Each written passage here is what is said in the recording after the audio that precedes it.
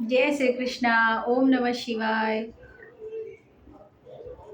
गुरुर्ब्रह्मा गुरुर्विष्णु गुरुदेवो महेश्वरा, गुरुर् साक्षात् परम ब्रह्म तस्मै श्री गुरुवे नमः। ओम श्री गुरुदेवाय नमः।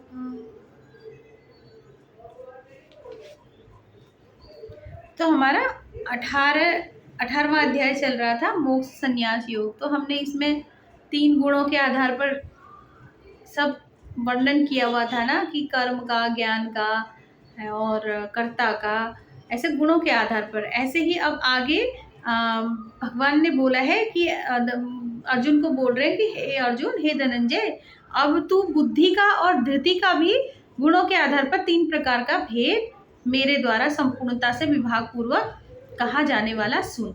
3 तरह का अभी भगवान कहते हैं कि गुणों के आधार पर, यही नहीं है 3 तरह का, कर्म, ज्ञान और कर्ता ही 3 तरह के गुणों पर आधारित नहीं है, अलग अलग विभाग नहीं है, बल्कि धृति और हमारी बुद्धि भी 3 तरह की होती है इन गुणों के आधार पर, रजस, तमस और सत्व। तो सात्विक बुद्धि क्या है, तामसिक बुद्धि क्या है, राजसिक बुद्धि क्या है, ये सब के बारे में भी अभी भगवान बताने वाले हैं।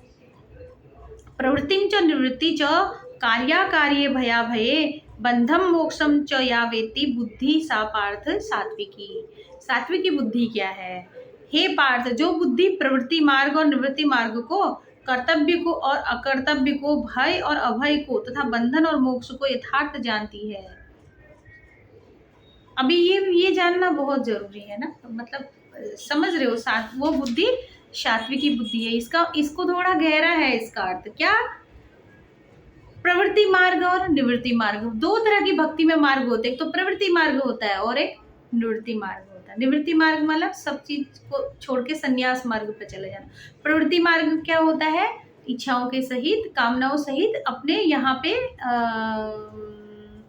संसार में रहना, संसार में रहकर भक्ति करते हैं, और एक संसार को छोड़कर जो भक्ति करते हैं। तो 2 प्रवृत्ति और निवृत्ति मार्ग है ना, दोनों।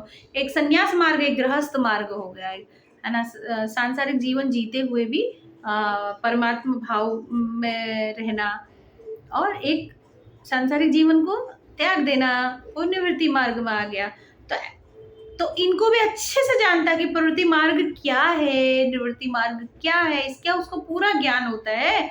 और कर्तव्य अकर्तव्य, कर्तव्य क्या है हमारा और क्या कर्तव्य नहीं है, अकर्तव्य है उसको, भय और अभय को, क्या डर भय है, क्या अभय है। अभय माने जो डर नहीं है कुछ भी, है ना।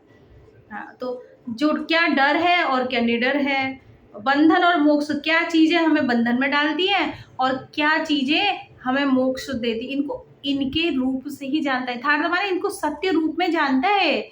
जैसे कि बहुत सारे लोग ना दावा करते हैं, हम ये लोग ये जानते हैं, हम ये जानते हैं, बंधन ये है, मोक्ष ये है, ऐसे किताबी बातें पढ़ के बता देते हैं। लेकिन जो सात्विक बुद्धि होती है ना, उसमें जो होता है, इसका ज्ञान होता है पूरी तरह से, उसके सूक्ष्म, उसके गहरे ज्ञान में होता है। वो जैसा है वैसा ही एक्चुअल उसको जानता है वो, कि निवृत्ति मार्ग क्या है, प्रवृत्ति मार्ग क्या है ना, कर्तव्य अकर्तव्य क्या है, डर और निडरता क्या है, अभय भय क्या है, बंधन मोक्ष क्या है, अच्छी तरह से क्या क्या बंधन है, क्या क्या मोक्ष है।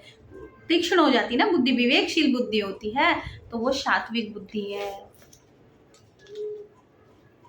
यथा धर्म अधर्मं च कार्यं चाकार्यमेव च अयथावत प्रजानाति बुद्धि सा पार्थ राजसी। हे पार्थ, मनुष्य जिस बुद्धि के द्वारा धर्म और अधर्म को तथा कर्तव्य अकर्तव्य को भी यथार्थ नहीं जानता, वो बुद्धि राशि है। जो इसको यथार्थ नहीं जानता, इसका उलट हो गया, एकदम अपोजिट हो गया, है ना। जो भय और अभय, है ना, कर्तव्य और कर्तव्य हो गया, और प्रवृत्ति और निवृत्ति मार्ग को, है ना, और मोक्ष और बंधन के मार्ग कारण को भी वो अच्छे से जानता है, जिसकी बुद्धि में क्लियर है, कोई संशय नहीं है, वो सात्विकी बुद्धि है। और जो क्या करता है, इनमें यथार्थ नहीं जानता है, इनको उसको वो मतलब भ्रम में रहेगा वो व्यक्ति।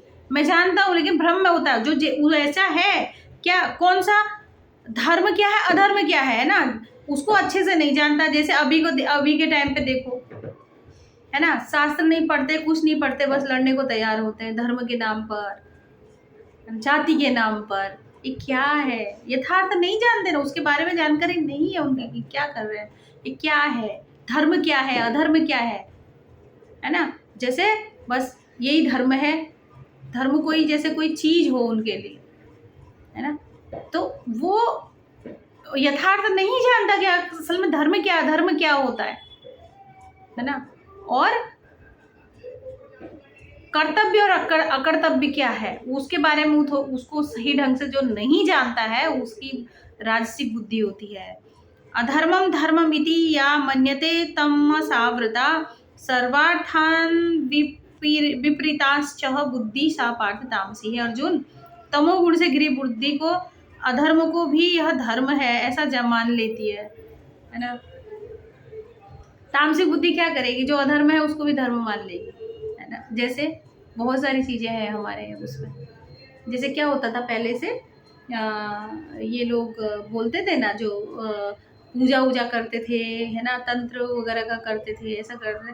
ये लोग क्या करते हैं, देखो पशु बलि देते हैं, ये देते हैं। देखो प्राणियों की हिंसा करना क्या धर्म है? बिल्कुल भी नहीं है, वो सबसे बड़ा अधर्म है। लेकिन वो पूजा में, अरे हमारे यहाँ तो ऐसा परंपरा है, हमारे यहाँ तो ऐसा होता ही है, ये है, होता है हमारे यहाँ, ऐसा ही करना ही है हमको। ये अधर्म है करके नहीं जानते वो, उसको ही धर्म समझते हैं अपना। धर्म को भी, है ना, अधर्म को भी धर्म समझते हैं। मनुष्य का धर्म क्या है? दया भाव करना, है ना। ये जो धर्म के नाम पर लड़ते हैं ना कि मेरा ये धर्म, उसका वो धर्म, उसका वो धर्म, उसका वो धर्म, उसका वो संप्रदाय, उसका वो संप्रदाय, ये कोई धर्म नहीं है। धर्म क्या होता है कि दया का भाव, प्राणियों में सद्भावना होती, सबके लिए राग द्वेष से रहित हो, हिंसा से रहित हो, तो वो धर्म होता है। और तो वो क्या करता है? अधर्म को भी धर्म मान लेती है उसकी बुद्धि। इसी प्रकार अन्य संपूर्ण पदार्थों को भी विपरीत मानती है। सब सीधा ज्ञान तो होगा ही नहीं, उसके बाद सब कुछ उल्टा ज्ञान को मान लेता है, वो है तामसिक बुद्धि। धृत्या या धार्यते मनः प्राणेन्द्रिय क्रिया योगेनाव्यभिचारिण्या धृति सा पार्थ सात्विकी। हे पार्थ, जिस अव्यभिचारिणी धारण शक्ति से मनुष्य ध्यान योग के द्वारा मन, प्राण और इंद्रियों की क्रियाओं को धारण करता है, वो धृति सात्विकी है। धारण शक्ति क्या मतलब? अवधारण करना कि मेरे हृदय में भगवान है, एक धारणा है ना, ये एक धारणा है। धारणा क्या है? कि मेरे हृदय में एक परमात्मा, पहले धारणा ही तो करेगा तभी ईश्वर को अभी मैं नहीं जानती, तो मैं धारणा ही तो करती हूँ। मूर्ति में पूजा करती हूँ तो मैं धारणा करती हूँ कि ना मूर्ति के अंदर माँ है, उसकी शक्ति वहाँ पर है, प्राण शक्ति है वहाँ पर, तो ये एक धारणा है मेरी, है ना। तो क्या होता है, जो अव्यभिचारिणी भक्ति, अव्यभिचारिणी भक्ति जानते हो ना, एक ही की भक्ति करना। व्यभिचारिणी भक्ति माने क्या होता है? अलग अलग अलग अलग अलग, आज इसने कहा इसकी पूजा करो, कल उसने कहा उसकी पूजा करो, परसों कहा उसकी पूजा करो, उसने फिर उसके बाद उसने कहा उसकी पूजा करो, ऐसा करो, ये भगवान, वो भगवान, वो भगवान, वो देवता, इधर जाओ उधर जाओ, जो ऐसे भागते ही रहते हो, व्यभिचारिणी भक्ति होती है। और अव्यभिचारिणी भक्ति मतलब एक की भक्ति करता है, और एक को ही धारण करके मनुष्य ध्यान योग के द्वारा ध्यान करेगा, तो एक ही पे तो ध्यान रहेगा ना उसका, है ना। तो ध्यान योग के द्वारा मन को, अपने प्राण को और इंद्रियों को की क्रियाओं को धारण करता है। मन, इंद्री और प्राण, मन, प्राण और इंद्री, इनकी शक्तियों को जो धारण करता है, कौन सी धारण शक्ति के द्वारा? अव्यभिचारिणी धारण शक्ति। एक ही है, बस एक ही है मेरा, जो इस पर मेरा ध्यान है।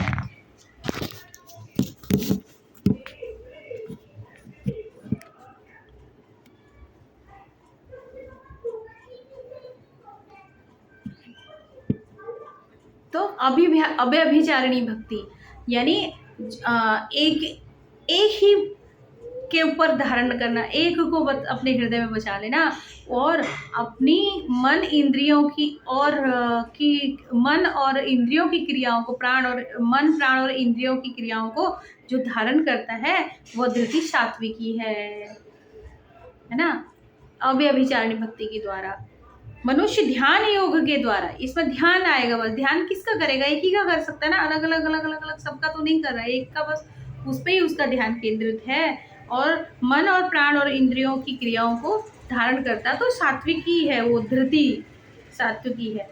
यया तु धर्म कामार्थान धृत्या धार्यते अर्जुन प्रसंगेन फलाकांक्षी धृतिशा पार्थ राजसी। परंतु हे पृथापुत्र अर्जुन, फल की इच्छा वाला मनुष्य जिस धारण शक्ति के द्वारा अत्यंत आसक्ति से धर्म अर्थ और कामों को धारण करता है ना। देखो ये अभिचारिणी भक्ति के द्वारा, ध्यान योग के द्वारा मन इंद्रियों को ध्यान योग के द्वारा धारण करता है, प्राण इंद्रियों और मन को। और इसमें क्या है, राजसी में क्या है, आशक्ति, धारण शक्ति के द्वारा आशक्ति से धर्म, आशक्ति से धर्म और अर्थ और काम, ये धर्म अर्थ काम इन तीनों को धारण करता है, वो धारण शक्ति राजसी कहलाती है। यया स्वप्न भयम शोकम विषादम मदमेव च न विमुंचति दुर्मेधा धृति सा पार्थ तामसी। हे पार्थ, दुष्ट बुद्धि वाला मनुष्य जिस धारण शक्ति के लिए द्वारा निद्रा, भय और चिंता और दुख को तथा उन्मत्ता को भी नहीं छोड़ता है ना, भय को, चिंता को, दुख को भी पकड़ कर रखता है, छोड़ता नहीं है वो उसको, है ना, अर्थात धारण किए रहता है, वो धारण शक्ति तामसी है। ध्यान शक्ति के द्वारा अभिव्यभिचारिणी धारणा शक्ति के द्वारा ध्यान योग में एक निष्ठ होकर प्राण, मन और इंद्रियों को जो धारण करता है वो सात्विकी धृति है, धारणा है। धृति माने धारणा। और फिर फलों की इच्छा, काम, अर्थ, काम, मोक्ष आशक्ति से के द्वारा, आशक्ति जिसकी धारण शक्ति है उसके द्वारा मन, धर्म, अर्थ क्या है, अर्थ, धर्म, अर्थ, काम इन तीनों को धारण करता है आशक्ति के द्वारा, वो राजसिक धृति है।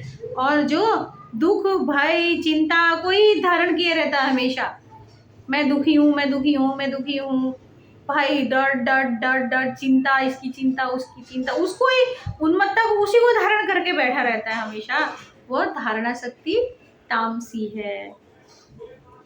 सुखम त्विदानीं त्रिविधम शृणु मे भरतर्षभ अभ्यासाद्रमते यत्र दुखांतम च निगच्छति यत्तदग्रे विषमिव परिणामे अमृतोपमं तत्सुखम सात्विकम प्रोक्तम आत्मबुद्धि प्रसादजम। हे भरत श्रेष्ठ, अब 3 प्रकार के सुख को भी तुम मुझसे सुन। देखो सब गुणों के आधार पर ही है, तीनों गुणों के आधार पर, धृति भी तीनों गुणों के आधार कैसी है, भय, चिंता। और हम लोग क्या करते हैं, भय को, चिंता को, सबको पकड़ के बैठे रहते हैं ना यहाँ पे, तो वो तामसिक कहलाती है धृति धारणा। वो तो छोड़ देना चाहिए उसको। दुख को क्यों पकड़ के बैठे हो भाई, दुख को पकड़ने का तो कोई कारण ही नहीं है। दुख, चिंता, भय, डर को पकड़ के नहीं रखना। तो ऐसे ही अब हमारा सुख भी 3 तरह का है गुणों के आधार पर। जिस सुख में साधक मनुष्य भजन, ध्यान और सेवादि के अभ्यास से रमण करता है ना, सुख भी 3 तरह का है। कई लोग होते हैं ना जिनको भजन में बहुत सुख मिलता है, भजन है, ध्यान है, सेवा के कार्य है। देखो भजन करता है उसको भजन में बड़ा आनंद आता है, सेवा कार्यों में आनंद आता है, सत्संग में आनंद आता है ना, ध्यान में आनंद आता है। वो साधक अभ्यास में रमण करता है, और जिससे दुखों के अंत को प्राप्त हो जाता है। दुखों के अंत का कारण, दुखों को अगर संसार से अंत करना है ना, दुखी होने से बचना है, तो साधना करो, सेवा करो, सत्संग करो, भजन करो। और ये सब करने से सुख की वृद्धि होती है। तो ये जो सुख है, जो इनसे हमें सुख मिलता है ना, किससे सुख मिलता है, भजन में, ध्यान में, सेवा के कार्यों में। ये करने से हमारे दुखों का अंत होता है। ऐसा जो सुख है, ऐसा जो दिव्य परम सुख मिलता है ना, सेवा के, किसी की सेवा करने में हमें सुख मिलता है, भजन गाने में सुख, सत्संग करने में सुख मिलता है। तो ऐसा सुख सात्विक सुख है।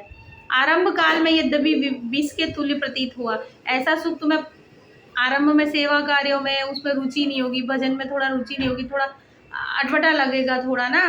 तो ये शुरुआत में तो क्या होता है, थोड़ा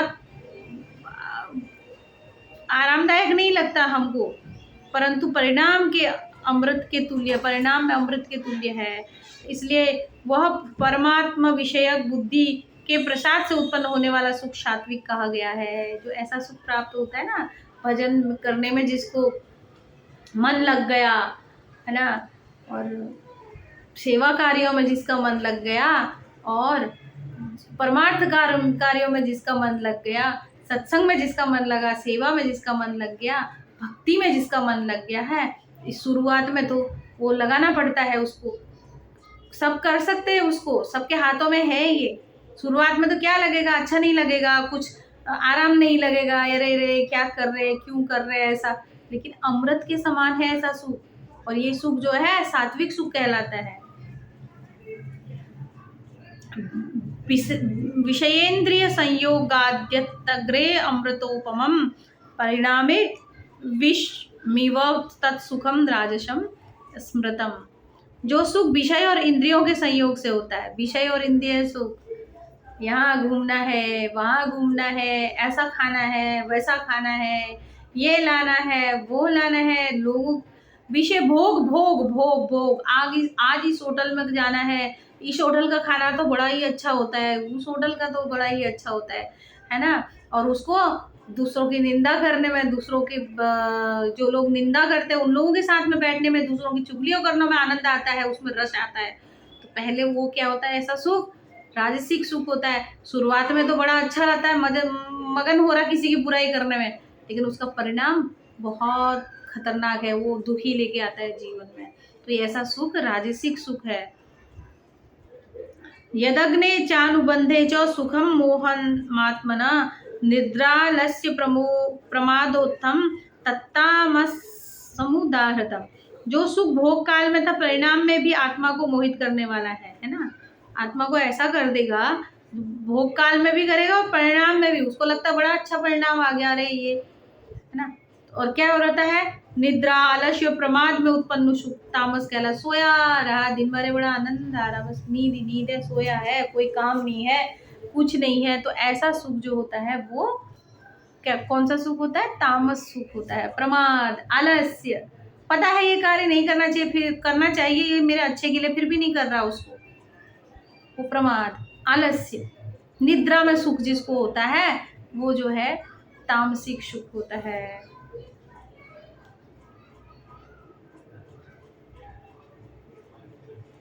न तदस्ति पृथिव्यां वा दिवि देवेषु वा पुनः सत्वं प्रकृतिर्जैर्मुक्तं यदेवि स्यात्रिभिः गुणे। पृथ्वी में या आकाश में अथवा देवताओं में तथा इनके सिवा और कहीं भी ऐसा कोई भी सत्व नहीं है जो प्रकृति से उत्पन्न इन तीन गुणों से रहित हो।